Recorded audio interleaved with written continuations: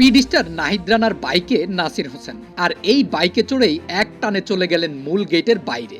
সেই বাইকে চড়েই পুরো মিরপুর ঘুরলেন দুজন। নাহিদের গতির সাথে বাইকের অনেক মিল আছে, তাই বাইকের টান দেখেই মনে হলো বাইকটা ভালোই চালান এই গতি তারকা। নাহিদের একের পর এক বাইক টেস্ট চলছেই, আর নাসির কখনো যাত্রী আবার কখনো নিজেই হয়ে যান ড্রাইভার।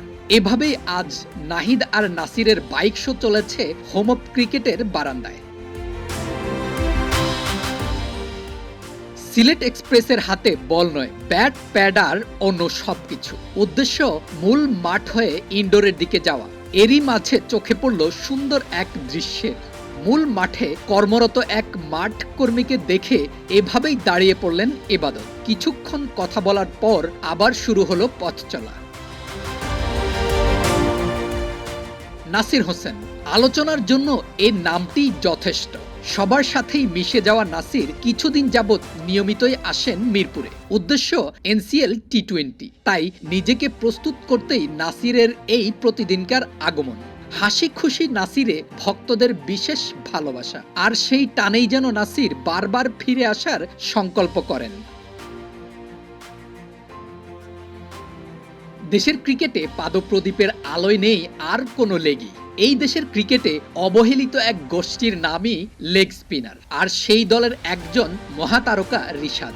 এত অবহেলার মাঝেও রিশাদ বিশ্ব ক্রিকেটে ডমিনেট করে যেন প্রমাণ করে দিলেন ইচ্ছে থাকলে উপায় হয়, আর আল্লাহ সব সময় সদিচ্ছার পরিপূর্ণতা দেন।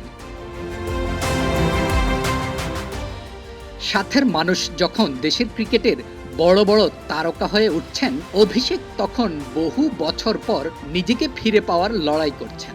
অনূর্ধ্ব-19 বিশ্বকাপ জয় করে নিজের চোখ যখন বড়দের ক্রিকেটে, ঠিক সে সময় ছিটকে গেলেন পুরোপুরি।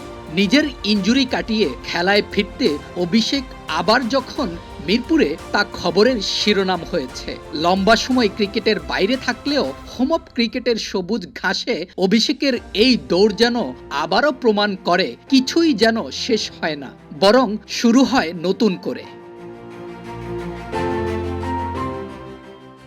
একাডেমি ভবন থেকে বেরিয়ে এলেন সাইফুদ্দিন।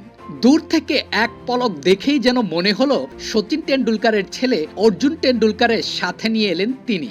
না, এ শুধু দেখার ভুল। সাইফের সাথে যিনি, তিনি সচিন টেন্ডুলকারের পুত্র নন, হয়তো সাইফের সাথে দেখা করতে আসা কোনো পরিচিত একজন। তবে গায়ে 18 নম্বর জার্সি পরিহিত এই যুবককে দেখেই মনে হলো বিরাট কোহলির ভক্ত তিনি।